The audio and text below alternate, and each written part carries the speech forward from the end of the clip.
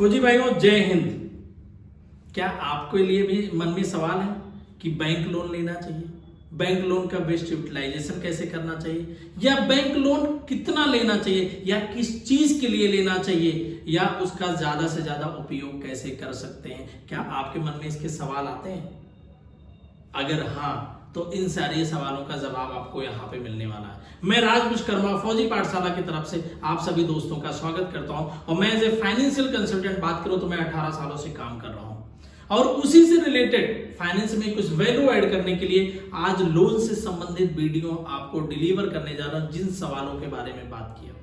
आज के टाइम में देखा जाए तो हर इंसान कहीं ना कहीं कुछ ना कुछ लोन जरूर ले रहा है, चाहे उसको कार खरीदने की बात करें, चाहे बाइक खरीदने की बात करें, चाहे मोबाइल खरीदने या घर की एसेसरी खरीदने की बात करें, या घर बनाने की बात करें, या प्लॉट की बात करें, कुछ भी बात करें। आज के टाइम ये सुविधाजनक भी है और कहीं ना कहीं ये एक तरह का लोगों को बर्डन भी है।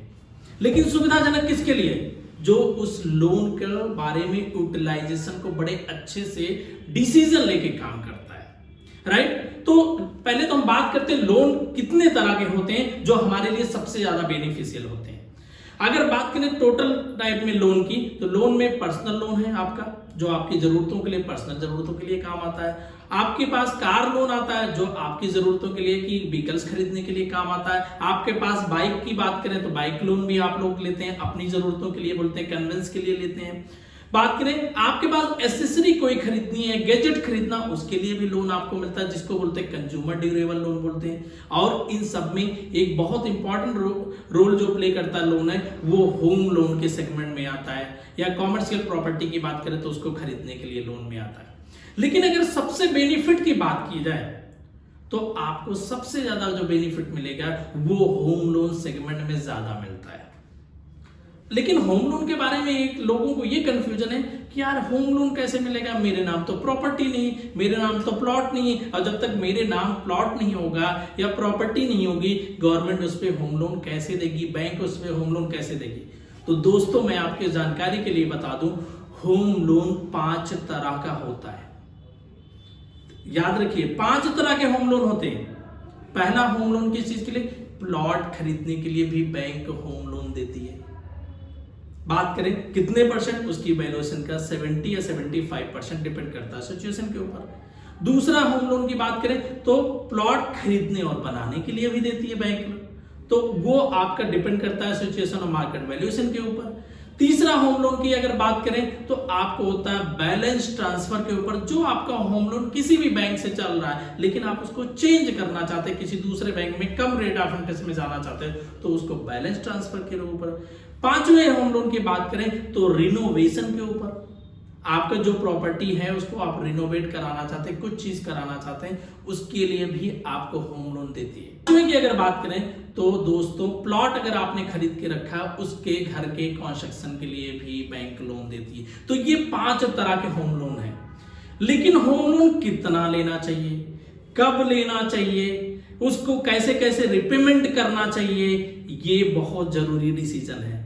ज्यादातर मैंने फौजी भाइयों को देखा है कि उनको अगर प्लॉट मिलता है या कहीं भी कोई चीजें अवेलेबल मिलती है तो फटाफट क्या करते हैं, अपने एपी फंड से पैसा लेना, अपने पर्सनल लोन से पैसा लेना, और उन्होंने बिना किसी स्ट्रेटेजिक प्लानिंग के, बिना ग्राउंड लेवल पे चेक किए, लीगल चैलेंजेस को चेक किए, पेपर लीगल चेक किए बगैर भी वो लोग फटाफट उस प्लॉट को बाय कर लेते हैं।